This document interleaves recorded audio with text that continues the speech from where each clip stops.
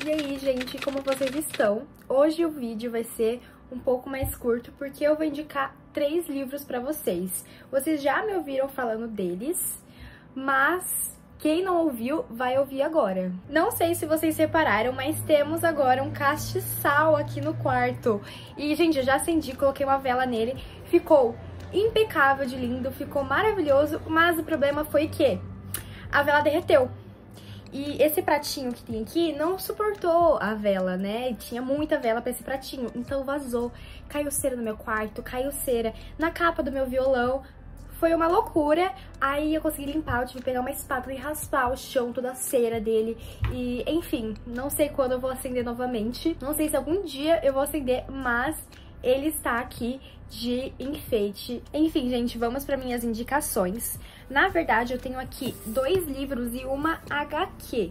E eu vou convencer vocês a lerem eles. Vocês já conhecem o título, mas não tem tanto interesse na leitura. E eu estou aqui para despertar esse interesse de vocês lerem essas obras.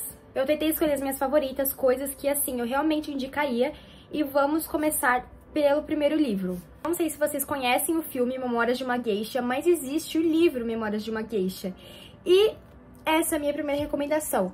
Gente, não julguem o livro pela capa. Eu sei que a capa é meio esquisita, mas o livro é ótimo. Conta a história de uma geisha na época do Japão, antes da guerra. Esse livro, ela começa a ser preparada desde muito nova para ser geisha.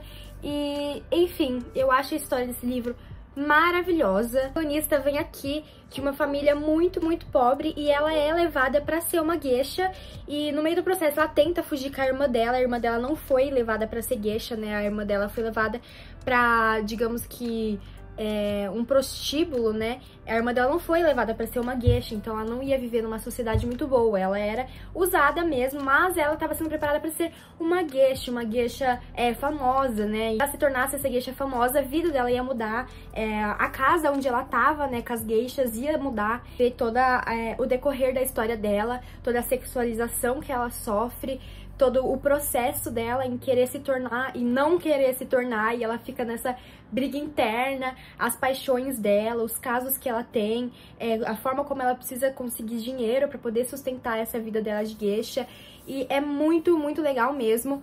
Essa história, assim, ela me marcou demais, ela se tornou um dos meus livros favoritos, Memórias de uma Geisha. Eu tenho um apego sentimental gigantesco pela protagonista, por essa história, e eu acho que o final é bem surpreendente. Se você não assistiu o filme, você vai surpreender muito com o final.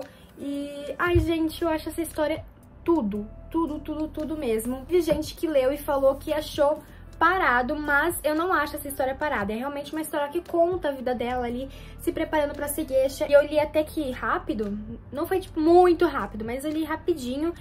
Não é um livro tão curtinho assim, né? Ele tem umas 500 páginas, umas 450 páginas. Essa daqui é de amagração dele, mas eu acho que é um livro que vale muito a pena. E se você não quiser ler o livro, pelo menos veja o filme. Veja.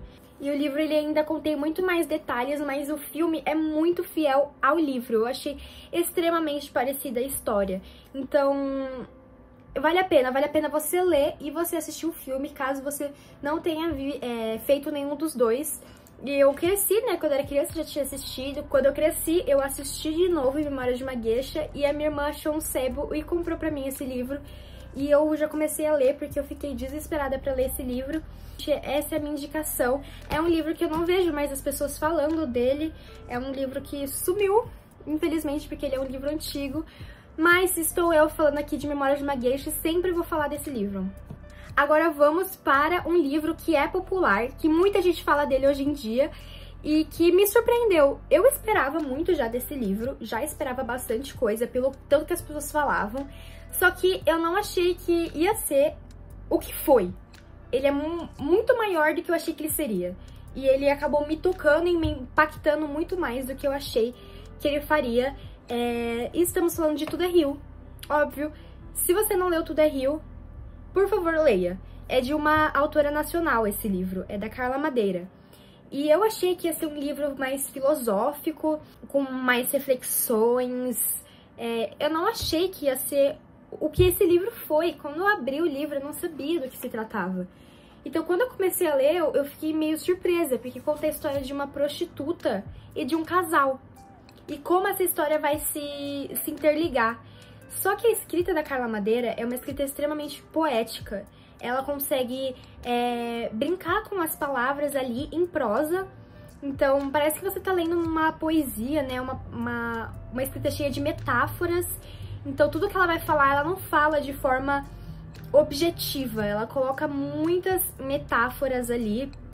E você consegue ir viajando junto com ela. E tudo que ela fala acaba se tornando muito mais impactante, porque te toca, porque é poético. E até mesmo as palavras que ela usa são palavras que combinam, que se encaixam em um ritmo. Fica muito sonoro. Se você fosse ler, ia ficar com um som muito bom. Então, eu não esperava isso, eu não sabia que ia ser assim. Eu achei que ela ia ter umas frases muito boas, ia ser um livro assim, realmente, nossa, muito bom, tudo é Rio, né? Muito legal. Mas eu não esperava que ia ser isso. Inclusive, ele foi um dos livros mais lidos também, né? Eu fiquei muito surpresa, porque eu não sabia sobre...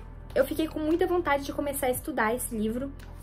Eu queria pegar, eu queria grifar ele, eu queria estudar a forma como ela escreve, eu queria estudar o que ela tá querendo passar nisso tudo, degustar mais esse livro, porque eu li rápido, porque eu não conseguia parar de ler Tudo é Rio, eu não conseguia.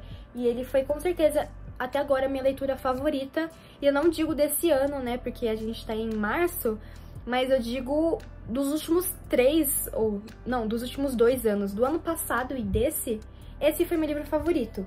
Então, assim, esse daqui foi o meu livro favorito, ano retrasado. Ano passado, eu não sei estabelecer muito bem qual foi meu livro favorito, e esse ano foi Tudo é Rio. E eu diria que em 2 anos esse foi o livro que mais me marcou. Esse ano que eu li Memórias de uma Geisha, muitos livros também me marcaram. Memórias de uma Geisha foi o que mais me marcou mesmo. E Tudo é Rio, ele superou todas as minhas expectativas. É um livro que eu não vi uma coisa assim fazia muito tempo. E se eu já vi, né, uma escrita poética dessa forma, eu fiquei encantada. E, enfim, gente, leiam Tudo é Rio, ele é um livro curto, mas vejam a faixa etária pra ler ele, tá? Porque, como conta a história de uma prostituta, tem algumas cenas aqui bem mais pesadas, então assim, deem uma olhada na faixa etária. Se você tá pronto também pra ler, né? Se você for uma pessoa mais nova, então espera um pouquinho, espera você ficar mais velho que você vai entender essa obra. Eu acho que tem livros que a gente tem que esperar um tempinho, a gente amadurecer pra eles, né? E eu acho que tem livros que eles são de momentos. Então, se você leu um livro que você não achou tudo isso, talvez não fosse o momento pra ele encontrar você, né? Então, eu acho que tem um momento certo pra ler Tudo é Rio. E eu li no momento que eu precisava e... ai... gente, que obra! E agora vamos pra HQ final. É uma HQ que ela é muito famosa. Eu falei já que eu encontrei ela no meu perfil. Mas é uma coisa também que... ela é famosa, mas poucas pessoas que eu conheço já leram. Poucas mesmo. Então eu não conheço muita gente que leu Maus. A HQ Maus. Essa HQ aqui, ela tá completa. Ela tem, eu acho que 2 partes. E, enfim, eu achei ela num brechó. Eu paguei R$5 nela.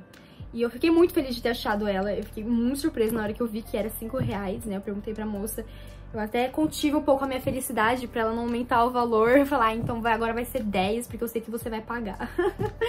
Mas, enfim. Essa HQ é já uma metáfora pura. Então, os gatos são os nazistas, os ratos são os judeus, aí tem os poloneses que são os porcos. E como que vai ser isso? Durante a história, eles têm corpo de humano, mas eles têm a cabeça do animal que simboliza eles. Então aqui, ó, os judeus são os ratos. E é como se o gato perseguisse o rato, entendeu? Então tem um joguinho aí bem legal, bem interessante. Aqui, ó, tá vendo? Tem uma porquinha, que no caso ela é uma polonesa. Enfim, a escolha também dos animais diz muito sobre a história e conta a história de um sobrevivente dos campos de concentração. Ele foi levado para campos de concentrações muito grandes e famosos e ele foi um dos sobreviventes, o que já surpreende, porque quase ninguém saiu vivo de lá, muita gente morreu. E você vai vendo ao longo dessa história que pro cara ter ficado vivo, pra esse judeu ter ficado vivo, era assim, Se ele virasse uma esquininha errada, ele teria morrido. Se ele tivesse não conversado com tal pessoa, ele teria morrido. Se ele não soubesse falar tal língua, ele já teria morrido. Se ele não tivesse, entendeu? Se ele não tivesse aquela pepita de ouro naquele momento, se ele não tivesse levado ela há 2 anos atrás, naquele momento ele teria morrido. Então vocês entendem que é uma série de fatores pra pessoa ter saído viva, é quase como se fosse uma sorte, né? Poxa, ali ele se escondeu, então ali ele conseguiu, mas daí ele tava com outra pessoa, então quando ele saiu de lá, naquele exato momento, as pessoas que ficaram... Entendi que é tudo um jogo. Quando eu fui lendo, eu fiquei surpresa, eu fiquei, gente... mas se ele não tivesse... Se ele não soubesse falar aquela língua, ele já era. Se ele não tivesse conversado com tal pessoa, ele não teria sido salvo. É uma série de fatores para esse judeu ter saído vivo. Então é isso que é extremamente interessante, é ver a trajetória dele e também acompanhar o sofrimento. E é legal que essa HQ é o filho dele conversando com ele. Então aparece os dois ali trocando uma ideia e ele começa a falar, pai, eu quero escrever sua história. Os 2 ratinhos, no caso, né?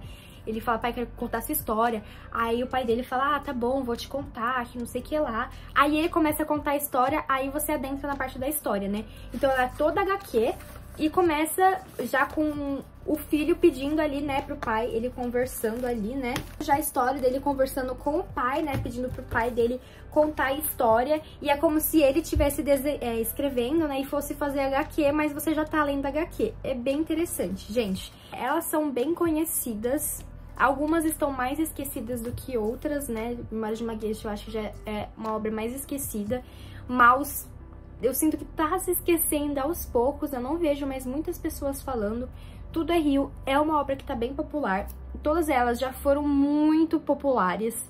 E são... Enfim, hoje eu entendo a popularidade delas. E eu recomendo você a ler, conhecer essas obras, pelo menos alguma delas. Se eu fosse recomendar alguma pra você dessas 3, eu recomendaria Tudo é Rio. Óbvio, por ser de uma escritora brasileira também, temos que valorizar a nossa literatura nacional. Então eu acho que eu recomendaria essa, e também pela grande surpresa que eu tive, pra vocês conhecerem e valorizarem, né, os escritores nacionais que a gente tem. Porque aqui eu valorizei muito, tá? Aqui eu sentei e aplaudi.